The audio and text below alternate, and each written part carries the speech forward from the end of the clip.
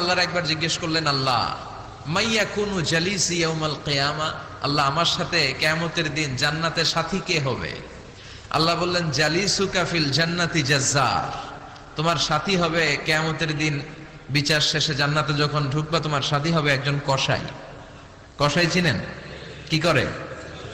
গোশত কাটে। সাইয়েদনা মুসা আলাইহিস সালাম অবাক হলেন, ঘটনা কি? কসাই, আমি হইলাম নবী আর আমার সাথে জান্নাতে থাকবে, এটা কিভাবে সম্ভব? আল্লাহ বললেন, নিজেই দেখে আসো এটা কেমন কসাই। সাইয়েদনা মুসা আলাইহিস সালাম ছদ্মবেশে কসাইয়ের দোকানে দাঁড়িয়ে রইলেন।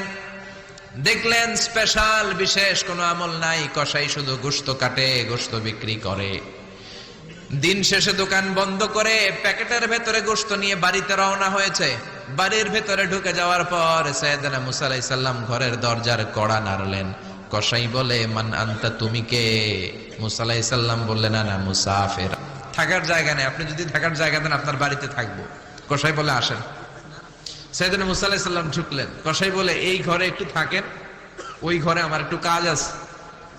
মুসা আলাইহিস সালাম বললেন, যান, কাজ সেরে আসেন। মুসা আলাইহিস সালাম খেয়াল করলেন ওই ঘরে মাচার উপর থেকে বয়োবৃদ্ধ এক নারীকে তিনি নামিয়ে গোসল করালেন, টাওয়াল দিয়ে গা মুছিয়ে দিলেন, নতুন জামা পরিয়ে দিলেন। এরপর দোকান থেকে আনা সুন্দর গোশতের টুকরাটারে নিজ হাতে কেটে রান্না করলেন। তারপর রুটি বানালেন, আর গোশত আর রুটি হাতে নিয়ে ওই মহিলার মুখে তুলে দিচ্ছেন। মহিলা খাচ্ছে, খায় আর বিড়বিড় করে কি যেন দোয়া পড়ে। ওই মহিলাকে খাওয়ানোর পরে কসাই সাইয়েদনা মুসা আলাইহিস সালামকে মেহমান হিসেবে খাবার নিয়ে আসলেন। বললেন, ও পথিক, খাবার খান, সকালবেলা আপনিও চলে যাবেন, আমিও যাব আমার দোকানে, খেয়ে আপনি ঘুমিয়ে পড়েন।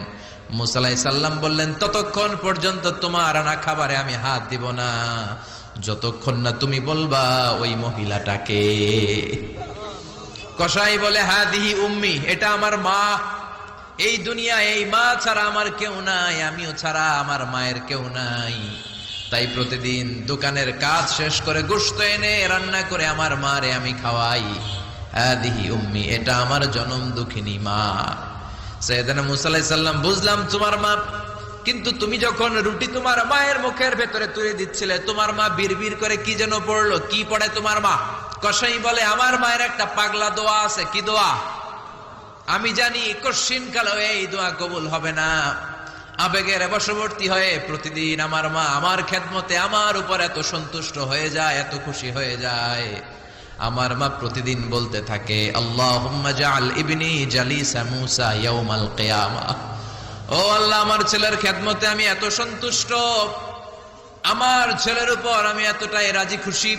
শুনেছি এই জামানার সবচাইতে বড় পয়গম্বর, বনি ইসরাইলের সবচাইতে বড় নবী, ওই নবীর নাম নাকি মুসা। ও আল্লাহ, আমি এত কিছু জানি না, এত কিছু বুঝি না, এত কিছু চাই না, তোমার দরবারে শুধু একটাই চাওয়া, একটাই ফরিয়াদ, তুমি আমার ছেলেরে কিয়ামতের দিন মুসার সাথে হাসর নসিব করে দিও। আমার ছেলে কসাই ছেলেটারে তুমি মুসার জান্নাতের সাথী বানিয়ে দিও। মুসা আলাইহিস সালাম এবার বুঝতে পারলেন। তিনি বললেন, ঘটনা তো এই জায়গায় এতক্ষণে বুঝতে পেরেছি, কেন আমার সাথে মুফাসসির যাবে না, হাফেজে কোরআন যাবে না, শহীদরা যাবে না, ওলিরা যাবে না, নবীরা যাবে না, আমার সাথে জান্নাতে যাবে কসাই। এটা মায়ের দোয়া। কার দোয়া?